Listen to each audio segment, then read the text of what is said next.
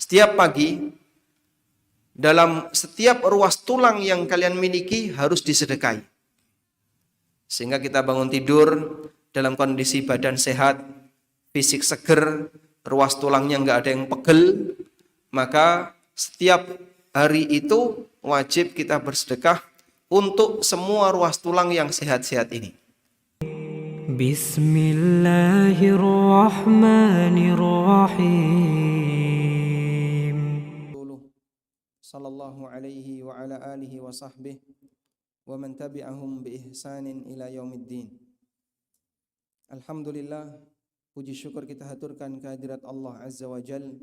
Siang ini kembali kita melanjutkan kajian rutin dengan membaca buku Syarah Bulughul Maram. InsyaAllah kita masih membahas tentang bab salat duha. Kita akan membaca 3 hadis yang dibawakan oleh Al-Hafidh Ibn Hajar. Hadis nomor 391 sampai 393. An Aisyah radhiyallahu anha qalat, Aisyah radhiyallahu anha bercerita, kana Rasulullah sallallahu alaihi wasallam yusalli duha arba'an.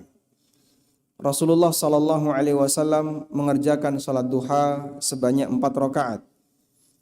Wa yazidu masya Allah, dan beliau tambahkan dengan jumlah rakaat sesuai dengan apa yang Allah kehendaki. Kalimat yang digunakan oleh para sahabat untuk menunjukkan sesuatu yang belum jelas itu dikembalikan kepada kehendak Allah. Seperti misalnya beliau akan menambahkan sekian rakaat.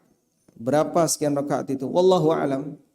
Maka digunakan kalimat wa yazidu masya Allah, dan beliau tambahkan sesuai dengan apa yang Allah kehendaki. Rawahu Muslim, hadis riwayat Muslim. Selanjutnya hadis berikutnya, walahu, dan juga diriwayatkan oleh Muslim. Anha, dari Aisyah. Annaha su'ilat, beliau pernah ditanya, hal kana Rasulullah sallallahu alaihi wasallam yusalli duha? Apakah Rasulullah sallallahu alaihi wasallam melaksanakan salat duha? Qalat, jawab Aisyah, la, beliau tidak merutinkan duha illa ayyaji'a min maghibihi, kecuali kalau beliau pulang dari safar. Walahu, dan juga diriwayatkan oleh Muslim. Anha, dari Aisyah. Beliau menceritakan, ma ra'aitu Rasulullah sallallahu alaihi wasallam yusalli subhatat duha qattu. Aku tidak pernah melihat Rasulullah SAW melaksanakan salat sunnah duha sama sekali. Wa inni la usabbihuha, dan aku mengerjakan salat sunnah duha. Dan semua hadis di atas diriwayatkan oleh Muslim, namun jika kita perhatikan memberikan kesimpulan yang saling bertentangan.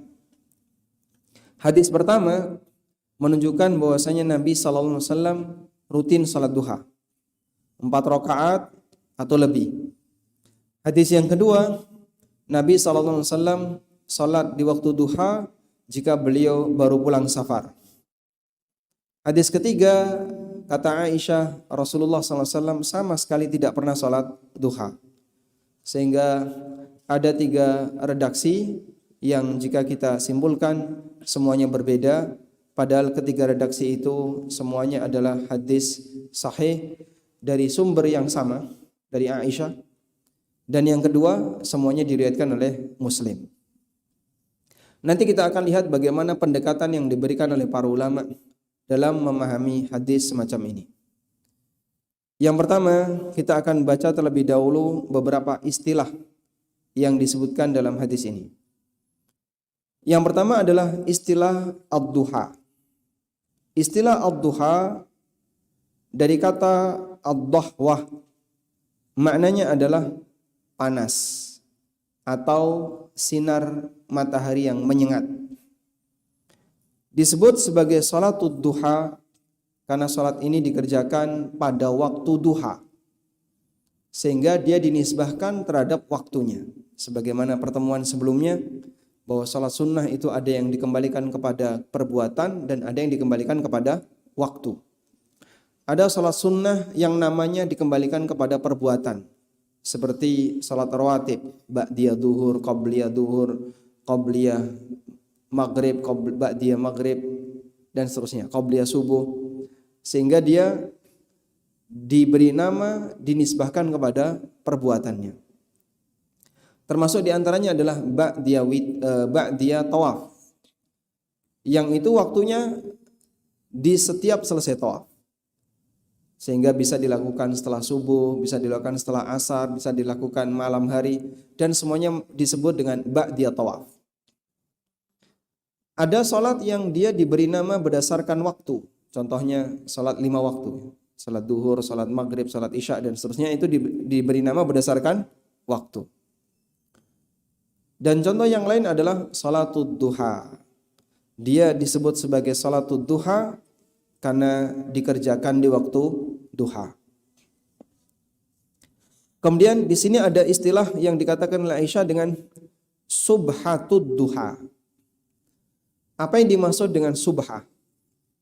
Subha secara makna bahasa artinya adalah dari kata at-tasbih yang artinya menyucikan. Wal muradu huna, dan yang dimaksud di sini salatut tatawwu. Yang dimaksud di sini adalah salat sunnah.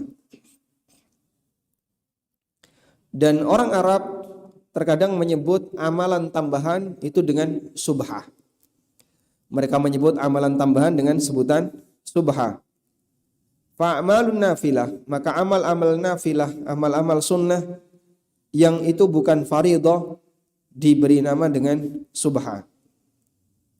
Li'anna tasbihat fil faraid nawafil, karena tasbih dalam amal wajib itu hukumnya sunnah, maka amal sunnah disebut dengan subha. Sehingga kalau kita membaca ada hadis yang mengatakan wa inni usabbihuha, dan aku usabbihuha, maksudnya adalah aku mengerjakan salat sunnah ini. Ibnu Umar radhiyallahu anhu pernah melihat waktu beliau safar. Waktu beliau safar, kemudian beliau jamak qashar, duhur di qashar, kemudian jamak dengan asar di qashar. Selesai sholat, beliau persiapan untuk melanjutkan perjalanan. Tapi beliau melihat ada beberapa orang yang sholat sunnah. Kemudian beliau tanya, apa sholat yang mereka kerjakan? Mereka menjawab, ini adalah sholat sunnah ba'diyah duhur. Kemudian Ibnu Umar radhiyallahu anhu mengatakan, "Lau sabbahtu la atmamtu salati." Lau sabbahtu, maksudnya apa? Andaikan saya mengerjakan salat sunnah, kalau saya salat sunnah, mending saya genapkan salat wajib. Sehingga orang yang safar, salat wajibnya dikosor jadi 2. Salat wajibnya 4 dikosor jadi 2. Maka ngapain kalian malah salat sunnah sementara salat wajibnya dikurangi? Sehingga Ibnu Umar ketika melihat ada orang yang salat sunnah ba'diyah, beliau mengatakan lau sabbahtu. Sabbaha yusabbihu, dalam hal ini maknanya adalah lau sallaitu, andaikan aku salat, la atmamtu salati, mending aku sempurnakan salat wajib daripada salat sunnah. Tayyib. Maka sebutan subhatud duha maknanya adalah salat sunnah duha. Selanjutnya, berkaitan dengan masalah hukum salat duha. Hukum salat duha, ulama beda pendapat. Mengenai salat duha, ulama beda pendapat. Pendapat yang pertama, bahwa salat duha dianjurkan bagi orang yang tidak punya kebiasaan qiyamul lail. Salat duha dianjurkan bagi orang yang tidak punya rutinitas qiyamul lail. Dan ini merupakan pendapat Ibnu Taimiyah. Beliau menjelaskan anna man kana 'adatuhu qiyamal lail fa innahu la yusannu lahu ayyudawima ala salatid duha. Bagi orang yang punya kebiasaan qiyamul lail, maka dia tidak disyariatkan atau tidak dianjurkan untuk merutinkan salat duha. Wa man lam takun adatuhu qiyamul lail, tapi orang yang tidak punya rutinitas qiyamul lail, sunnah fi haqqihi ay yusalli duha, maka untuk orang ini dianjurkan salat duha. Ini kesimpulan atau ini pendapat yang pertama. Pendapat yang kedua, salat duha tidak dianjurkan kecuali karena sebab. Salat duha tidak dianjurkan kecuali karena jika ada sebab. Di antara sebabnya adalah yang pertama, qudum minas safar, baru saja pulang dari safar. Sebagaimana kebiasaan Nabi SAW, ketika beliau pulang dari safar, beliau mampir masjid, kemudian beliau salat. Dan umumnya beliau pulang dari safar di waktu duha. Sehingga dianjurkan bagi yang pulang dari safar untuk salat duha. Atau karena dia tidak qiyamul lail, maka dia qadha salat qiyamul lail dengan melaksanakan salat duha di siang hari. Atau ketika dia berhasil menaklukkan negeri non-muslim, maka nanti dianjurkan untuk melakukan salatul fatah, salat karena penaklukan, sebagaimana yang dilakukan oleh Nabi SAW ketika berhasil menaklukkan kota Mekah. Itulah yang dimaksud dengan salat di waktu duha karena sebab tertentu. Dan ini merupakan pendapat yang pernah disinggung oleh Ibnul Qayyim rahimahullah. Yang ketiga, bahwa salat duha dianjurkan secara mutlak. Salat duha dianjurkan secara mutlak. Dan ini merupakan pendapat jumhur ulama. Dan pendapat inilah yang dinilai lebih kuat oleh Asy-Syaukani, termasuk diantaranya adalah Syekh Abdul Aziz bin Baz rahimahumullahul jami'. Dan insyaallah pendapat ini yang lebih mendekati kebenaran. Karena bagian dari dalil bahwa salat duha dianjurkan adalah hadis riwayat Muslim di mana Nabi SAW pernah bersabda, yusbihu ala kulli sulama min ahadikum sadaqah. Setiap pagi dalam setiap ruas tulang yang kalian miliki harus disedekahi. Sehingga kita bangun tidur dalam kondisi badan sehat, fisik seger, ruas tulangnya nggak ada yang pegel, maka setiap hari itu wajib kita bersedekah untuk semua ruas tulang yang sehat-sehat ini. Jumlahnya berapa? 360 ruas tulang. Andaikan satu ruas tulang disedekahi 1000, berarti sehari keluar berapa? 360.000. Masya Allah. Dan kita sangat yakin ya, sedekah 360.000 sehari, tekor. Gajinya berapa? 360.000, berarti kurang lebih dia punya gaji sekitar 10 juta. Itu untuk sedekah saja setiap hari. Kemudian Nabi SAW menjelaskan semua amalan yang bisa menjadi peluang sedekah. Kata beliau, fakullu tasbihatin sadaqah, wa kullu tahmidatin sadaqah, wa kullu tahlilatin sadaqah, wa kullu takbiratin sadaqah, wal amru bil ma'rufi sadaqah, wan nahyu 'anil munkari sadaqah. Semua tasbih bisa jadi sedekah. Semua tahlil, takbir, kemudian tahmid, semuanya bisa jadi sedekah. Amar ma'ruf jadi sedekah, nahi mungkar jadi sedekah. Kemudian kata Nabi SAW, wa yujzi'u min dzalika rak'atani yarka'uhuma minad duha. Dan itu bisa ditutupi dengan 2 rakaat salat duha. Penjelasannya, apabila di hari itu seseorang tidak mengerjakan salat duha, maka seluruh zikir, seluruh tasbih, kalimat thayyibah, bacaan Quran yang dia lakukan menjadi kafarah untuk pengganti kewajiban dia dalam bersedekah.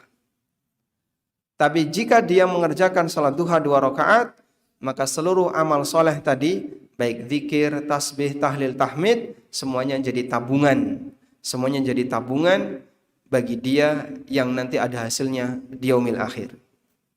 Hanya dengan 2 rakaat salat duha. Tayyib. Dan insya Allah pendapat inilah yang lebih mendekati kebenaran, bahwa salat duha hukumnya apa tadi? Sunnah, hukumnya dianjurkan secara mutlak, artinya tidak harus ada sebab, dan ini merupakan pendapat jumhur ulama. Selanjutnya, lalu bagaimana cara kita memahami keterangan Aisyah yang tadi ada 3 keterangan? Dan secara makna kalau kita perhatikan 3 keterangan itu maknanya gimana? Saling bertentangan. Hadis pertama menunjukkan motivasi anjuran salat duha. Hadis kedua menunjukkan bahwa Nabi SAW hanya salat duha ketika ada sebab. Hadis ketiga menunjukkan bahwa Nabi SAW sama sekali tidak pernah salat duha. Padahal semua perawinya sama, riwayat Muslim dari sumber yang sama, yaitu Aisyah radhiyallahu anha. Dalam hal ini ulama berbeda pendapat ketika mengkompromikan hadis Aisyah. Kita bacakan bagaimana kompromi hadis yang disampaikan oleh para ulama. Ikhtalafal ulama'u fil jam'i baina haditsai Aisyah al-madhkuraini fi itsbati salati duha wa nafiha. Ulama beda pendapat dalam mengkompromikan hadis Aisyah. Yang satu menyebutkan Nabi SAW rajin salat duha, yang satu menyebutkan Rasulullah SAW tidak pernah salat duha. Faminhum man salaka maslakat tarjih. Sebagian di antara ulama ada yang lebih memilih metode tarjih, sehingga mereka merojihkan dari 2 hadis ini mana yang kira-kira mendekati kebenaran. Sehingga dengan cara seperti ini, maka mereka memilih hadis yang menurutnya ini lebih kuat. Tapi kan sama-sama riwayat Muslim. Nah, nanti pendukungnya pakai hadis yang lain. Ada nggak hadis yang lain yang tidak diriwayatkan oleh Muslim yang sejalan dengan hadis riwayat Muslim ini? Oh, ada. Dan hadis-hadis yang lain menunjukkan anjuran salat duha. Maka dirajihkan salat duha hukumnya dianjurkan. Sementara hadis yang menunjukkan salat duha tidak dianjurkan adalah hadis yang sifatnya syadz, atau dia hadis yang ditinggalkan karena bertentangan dengan hadis sahih yang lain. Selain itu juga jadi diakui keabsahannya, tapi kesimpulan hukumnya dipilih yang menetapkan adanya anjuran salat duha berdasarkan kaidah al-mutsbit muqaddamun 'alan nafi. Keterangan yang isinya menyebutkan adanya sesuatu lebih didahulukan daripada keterangan yang menyebutkan tidak ada sesuatu. Sebagai contoh ya, di masjid ini ada berapa orang yang melek, yang tidur nggak dihitung ya. Ada berapa orang yang melek? Anggaplah misalnya 50 orang. 50 orang yang tidak tidur. Keluar dari masjid Ulil Albab. Lalu dari 50 orang ini, 30 orang mengatakan di masjid Ulil ada kipas angin. Sebanyak 30 orang. 20 orang mengatakan di masjid Ulil Albab tidak ada kipas angin. Padahal sumbernya sama-sama jamaah masjid. Tapi ada 2 informasi yang bertentangan. Yang satu mengatakan ada, yang satu mengatakan tidak ada. Terus yang benar yang mana? Anggaplah semuanya orang yang jujur dan amanah. Mereka tidak punya kepentingan ketika menyampaikan berita. Namun yang satu menyampaikan berita bahwa di masjid ada kipas angin. Yang satu menyampaikan di masjid tidak ada kipas angin. Sebagai penerima berita, mana yang diambil? Ada kaidah al-mutsbit muqaddamun 'alan nafi. yang mengatakan ada lebih dikuatkan daripada yang mengatakan tidak ada. Karena yang mengatakan ada itu dia punya ilmu tambahan yang mungkin tidak diketahui oleh orang yang mengatakan tidak ada. Sehingga kalau yang 20 orang tadi bilang, saya nggak pernah lihat sama sekali ada kipas di masjid. Di Masjid Ulil Albab sama sekali saya tidak lihat kipas. Bisa jadi dia nggak lihat karena dia nggak tahu sama sekali kalau di situ ada kipas. Tapi ada yang lihat, nah dia lapor, maka yang menyatakan melihat di sini yang dipakai. Paham insyaallah? Itulah yang dimaksud kaidah al-mutsbit muqaddamun 'alan nafi. Yang menyatakan ada lebih didahulukan daripada yang mengatakan tidak ada. Contoh sederhana. Saya pernah ngisi sebuah kajian dan temanya tentang masalah fikih hujan. Lalu saya sampaikan adab ketika hujan, dianjurkan seperti ini A, B, C, D. Selesai kajian, ada salah satu jamaah yang bilang, saya itu pernah tinggal selama sekian hari. Ya, kayaknya nggak sampai seminggu, mungkin sekian hari itu 3 hari atau 4 hari. Di rumah Kiai A. Ya, sebenarnya ini tokoh yang dianggap menurut orang ini adalah tokoh saya. Dan terjadi hujan. Tapi dia sama sekali tidak pernah menyampaikan yang seperti yang Anda sampaikan. Begitu ya. Beliau sama sekali tidak pernah menyampaikan seperti yang kamu sampaikan. Dianjurkan ini, dianjurkan ini, dianjurkan ini. Padahal saya tinggal di situ selama berhari-hari turun hujan kok beliau sama sekali tidak pernah menyampaikan. Kira-kira alasan kayak gini diterima nggak? Sehingga maksud yang bersangkutan, kalau tokohnya ini tidak pernah menyampaikan, berarti apa yang kamu sampaikan nggak berlaku. Itu diterima nggak kayak gitu? Diterima nggak? Orang ini mau membantah dari beberapa sunnah yang tadi kita sampaikan di depan. Dianjurkan misalnya, ngalap berkah dengan hujan, caranya Nabi SAW bersama Anas.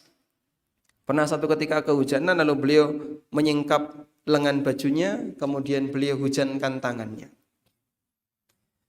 Lalu Nabi SAW mengatakan, fa innahu hadithu ahdin birabbih. Ini baru saja turun dari Rabbnya. Kemudian Rasulullah SAW ketika turun hujan, beliau membaca rahmah, sebagaimana disebutkan dalam hadis riwayat Muslim. Rasulullah SAW ketika hujan, beliau merasa senang. Dan aneka sunnah-sunnah yang dianjurkan saat hujan, termasuk dianjurkan untuk berdoa, karena doa itu mustajab ketika turun hujan. Nah, ini baru pertama kali dia tahu. Dengan alasan bahwasanya saya pernah tinggal di rumah seorang tokoh tertentu, tapi dia sama sekali nggak pernah menyampaikan ini. Berarti apa yang kamu sampaikan nggak berlaku. Ini salah atau benar? Kaidah ini nggak benar ya. Baik. Karena dia tidak menyampaikan, ada banyak kemungkinan. Bisa jadi karena yang bersangkutan tidak punya kepentingan untuk menyampaikan. Bisa jadi karena yang bersangkutan tidak tahu apa yang mau disampaikan. Dan ada faktor yang lain. Sehingga ketika ada informasi yang sifatnya berita tambahan, sementara ada informasi yang sifatnya berita peniadaan, maka yang didahulukan yang mana? Yang ada pernyataan tambahan atau ada informasi tambahan. Oh, baru tahu saya kalau di situ ada. Itu didahulukan. Itulah yang dimaksud kaidah al-mutsbit muqaddamun 'alan nafi. Bahwa berita yang mengatakan ada lebih didahulukan daripada yang mengatakan tidak ada. Baik, ini pendekatan yang pertama. Pendekatan yang kedua, bahwa Rasulullah sallallahu alaihi wasallam terkadang tidak merutinkan amal tertentu karena dikhawatirkan Allah akan menurunkan wahyu sehingga menjadikan amal itu jadi wajib. Sebagaimana yang pernah dikatakan oleh Aisyah radhiyallahu anha, beliau mengatakan, "Wa in kana la yad'ul amala wa huwa yuhibbu ay ya'mala bihi." Terkadang Nabi sallallahu alaihi wasallam meninggalkan satu amal tertentu padahal beliau ingin untuk melaksanakannya. Khasyata ay ya'mala bihin nas, karena beliau khawatir nanti dirutinkan oleh masyarakat, fayufradu alaihim, kemudian diwajibkan kepada mereka. Dan sepanjang Nabi sallallahu alaihi wasallam masih hidup, memungkinkan untuk turun wahyu. Dan ketika memungkinkan untuk turun wahyu, maka mungkin terjadi perubahan hukum. Dari yang awalnya sunnah jadi wajib. Dari yang awalnya tidak ada jadi ada. Sangat memungkinkan. Maka di posisi inilah Rasulullah SAW sampai terkadang meninggalkan amal tertentu. Khawatir apa? Turun wahyu yang mewajibkan. Sehingga kita bawa pernyataan Aisyah, di mana Aisyah pernah menyebutkan, aku tidak pernah melihat Nabi SAW mengerjakan sholat duha. Kita bawa Nabi SAW tidak merutinkan, kita bawa kepada pemahaman Rasulullah SAW tidak merutinkan pelaksanaan sholat duha. Wallahu a'lam. Dari situ bisa kita kompromikan bahwa pernyataan Aisyah Rasulullah SAW sholat duha dan pernyataan Aisyah Nabi SAW tidak sholat duha, maksudnya adalah sholat duha itu dianjurkan, hanya saja Nabi SAW tidak merutinkannya dengan alasan apa? Khawatir diwajibkan. Itulah bentuk kasih sayang Nabi SAW sama kita. Itulah bentuk kasih sayang Rasulullah SAW kepada umatnya. Beliau itu ingin syariat yang Allah berikan kepada hamba, yang Allah berikan kepada umat beliau, posisinya syariat yang ringan, tidak memberatkan. Makanya Nabi SAW pernah mengatakan, ya, orang yang paling besar kedzalimannya kepada orang lain adalah orang yang tanya satu kasus tertentu, padahal itu tidak pernah ada keterangannya, lalu gara-gara pertanyaannya akhirnya diwajibkan. Itu disebut oleh Nabi SAW sebagai orang yang dolim kepada yang lain. Gara-gara kamu ini jadi wajib. Sebagai contoh ya, Rasulullah SAW di hadapan para sahabat, beliau menyampaikan, Ya ayuhan nas, innallaha faradu alaikumul hajja fahajju. Wahai masyarakat, Allah wajibkan kepada kalian untuk haji, maka laksanakanlah haji. Tiba-tiba ada orang yang tanya, Afi kulli amin ya Rasulullah, apakah harus tiap tahun ya Rasulullah? Nabi SAW diam. Diulangi lagi, apakah harus tiap tahun ya Rasulullah? Beliau tetap diam. Sahabat ini semakin keras pertanyaannya. Afi kulli amin ya Rasulullah, apakah harus tiap tahun ya Rasulullah? Lalu dengan nada beliau menunjukkan marah, beliau mengatakan, Lau qultu na'am lawajabat wala mastata'tu. Andaikan tadi saya mengucapkan satu kata, ya, maka akan wajib setiap tahun dan mustahil kalian tidak akan mampu dan mustahil kalian mampu untuk melaksanakannya. Kalian nggak bakalan sanggup. Dan gara-gara itulah Bani Israel jadi mendapatkan aturan yang berat. Kokean takon. Saya kasih tugas ya. Para jamaah sekalian, tolong pertemuan berikutnya Anda tulis satu ayat Al-Quran. Ya. Terus ada yang tanya, Pak, ayatnya panjang atau pendek? Baik, kalau begitu ayat yang panjang. Panjang minimal berapa baris, Pak? Kalau begitu minimal 5 baris. Andaikan tadi ketika dia dapat tugas pertama, dia langsung tulis. Baik, saya tulis misalnya Tsumma nadhar, itu kan satu ayat, atau Yasin, itu kan satu ayat. Selesai. Tapi karena dia tanya, ditambahi sing dawa. Terus karena dia tanya berapa baris minimal, baik ayat yang minimal 5 baris, jadi makin panjang.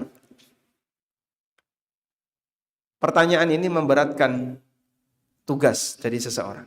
Sehingga dengan sebab itu, maka terkadang orang mendapatkan beban tambahan disebabkan karena pertanyaannya. Lalu Nabi SAW mengatakan, "Daruni ma amartukum." Biarkan apa yang aku perintahkan kepada kalian. Jangan ditanya-tanya.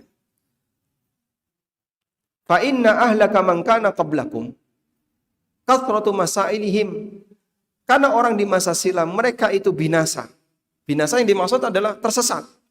Banyak pelanggaran. Disebabkan karena mereka banyak bertanya. Sehingga rajin bertanya itu belum tentu apa? Belum tentu bermanfaat. Bisa jadi justru memberikan madarat. Pak, tapi ini kan berlaku di masa zaman wahyu masih turun. Betul. Setelah wahyu tidak lagi turun, maka bertanya berkaitan dengan masalah ilmu dengan detail. Dan itu dibutuhkan. Silahkan. Menjadi hal yang disyariatkan. Wallahu ta'ala alam. Baik. Sehingga di sini berkaitan dengan hadis Aisyah radhiyallahu anha, ada beberapa pendekatan kompromi yang diberikan oleh para ulama.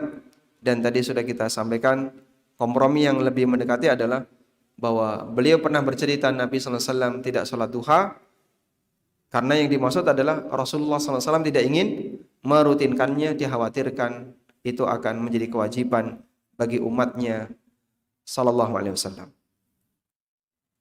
Demikian yang bisa kita sampaikan. Semoga yang sedikit ini bermanfaat. Kita mungkin tambahkan sedikit, barangkali ada yang mau disampaikan, silahkan. Nah. Waalaikumsalam warahmatullahi wabarakatuh.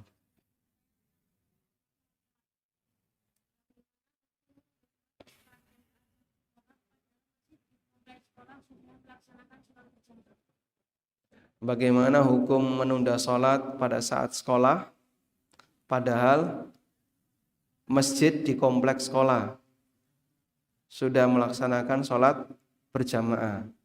Yang berjamaah di masjid kompleks di masjid kompleks sekolah itu siapa? Penduduk. Berarti siswanya sholatnya nanti setelah selesai penduduk. Baik. Insya Allah lebih baik mengikuti aturan sekolah. Karena dalam hal ini mungkin dalam rangka untuk menertibkan siswa sehingga sholatnya dipisahkan dengan sholat yang diselenggarakan oleh jamaah penduduk. Karena kalau siswa sholat bareng jamaah penduduk senangnya ganggu dan rame. Iya enggak? Temanmu suka ganggu? Oh ya, makanya itu. Sehingga biar nanti masyarakat tidak terganggu, yang suka mengganggu itu sholatnya disendirikan. Wallahu a'lam. Nah. Sampaikan sholat duha 2 rakaat sudah bisa mencukupi sedekah persendian. Kalau seseorang sholat duha di awal waktu dengan tujuan mendapatkan fadilah, dan dimulai dengan sholat jamaah subuh kemudian zikir dengan tujuan untuk mendapatkan fadilah keutamaan sesuai keutamaan haji dan umroh itu apakah sudah cukup dengan itu atau masih perlu nambah sholat duha lagi di waktu yang lainnya? Baik. Apabila ada orang yang tadi disebutkan ya bahwa sholat duha bisa menggantikan tugas sedekah sebanyak 360 ruas untuk ruas tulang manusia. Lalu bagaimana kalau ada orang yang salat syuruk dengan niat bisa mendapatkan pahala haji dan umrah sempurna? Apakah dia harus nambahi 2 rakaat lagi untuk niat sedekah bagi seluruh ruas tulang? Wallahu alam, tidak harus. Karena yang disebutkan dalam hadis sedekah untuk seluruh ruas tulang itu kalimatnya wa yujzi'u min dzalika raka'atan yarka'uhuma minad duha. Dan itu semuanya tertutupi dengan 2 rakaat yang dia lakukan di waktu duha. Baik di awal waktu, di tengah waktu maupun di akhir. Baik dengan niat syuruk agar bisa dapat pahala haji dan umrah, maupun dengan niat awabin agar dia bisa mendapatkan keistimewaan disebut orang yang rajin bertaubat. Yang itu merupakan waktu yang paling afdal untuk salat duha. Dikerjakan di mana? bagian akhir ketika matahari sudah panas mendekati zuhur. Sehingga yang penting pokoknya 2 rakaat di waktu duha, baik di waktu awal, tengah maupun akhir. Itu bisa menggantikan kewajiban dan tugas kafarah sedekah 360 ruas tulang. Wallahu a'lam. Nah.